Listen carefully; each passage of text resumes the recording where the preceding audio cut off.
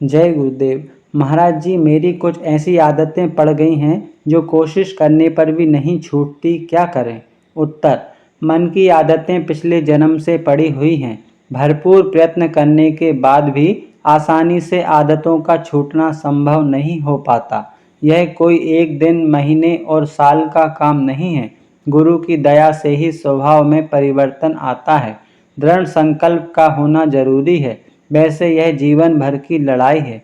जिन्होंने मन से टक्कर ली है या ले रहे हैं, वे ही जानते हैं कि मन को जीतना कितना कठिन काम है। तुम्हें रास्ता मिला है तो भजन करो। शब्द से मन वश में होगा।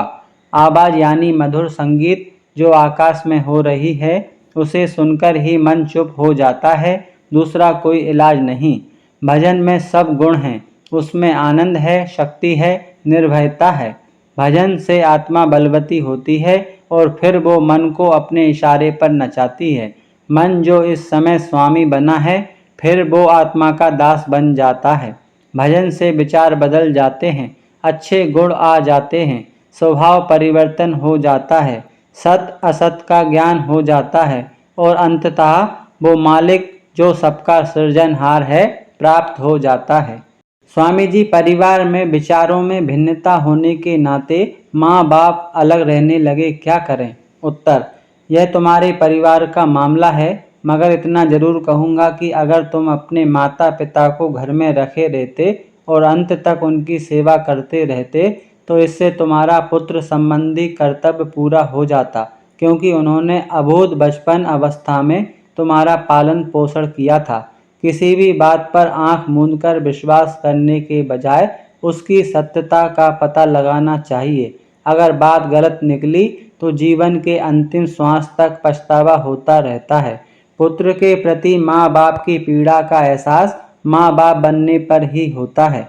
तुम्हें मिलना चाहिए, जाकर मनाना चाहिए और प्रयास करना चाहिए कि वे पुनः साथ रहें। उनका थोड़ा जीवन है और जो भी जरूरी सेवा हो उनकी अपना कर्तव्य समझकर तुम्हें करनी चाहिए। सेवा करने पर जो उनके हृदय से दुआएं निकलेंगी, वो तुम्हें जीवन में शांति प्रदान करेंगी। स्वामी जी, संत मत किसे कहते हैं? उत्तर: मत कहते हैं रास्ते को। संतों का मार्ग बिल्कुल न्यारा है। संत देवी देवता, ईश्वर, ब्रह्म, पारब्रह्म सबके मालिक होते हैं और उनके हुक्म को कोई टाल नहीं सकता। संत सत्यदेश सत्यलोक के वासी होते हैं, जो अविचल धाम है। वहाँ कभी परिवर्तन नहीं होता। सारी जीवात्माएं उसी देश से आई हुई हैं। संतों के यहाँ अमीर गरीब, ज्ञानी अज्ञानी का कोई सवाल नहीं उठता। उनके पास शब्द का, नाम का खजाना होता है। इसी नाम की महिमा की गई है। नाम बोलता है, सुनता है, देखता है।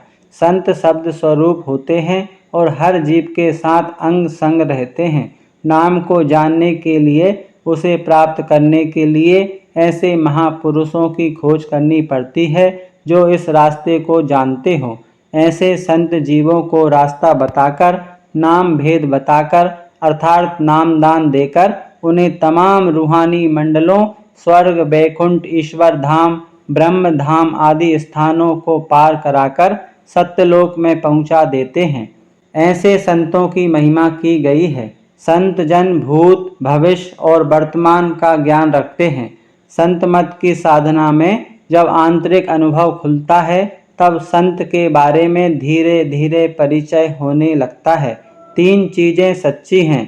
पहला संत सद्गुरु, दूसरा उनका सत्संग, तीसरी नाम, बाकी सब मिथ्या है। जय गुरुदेव।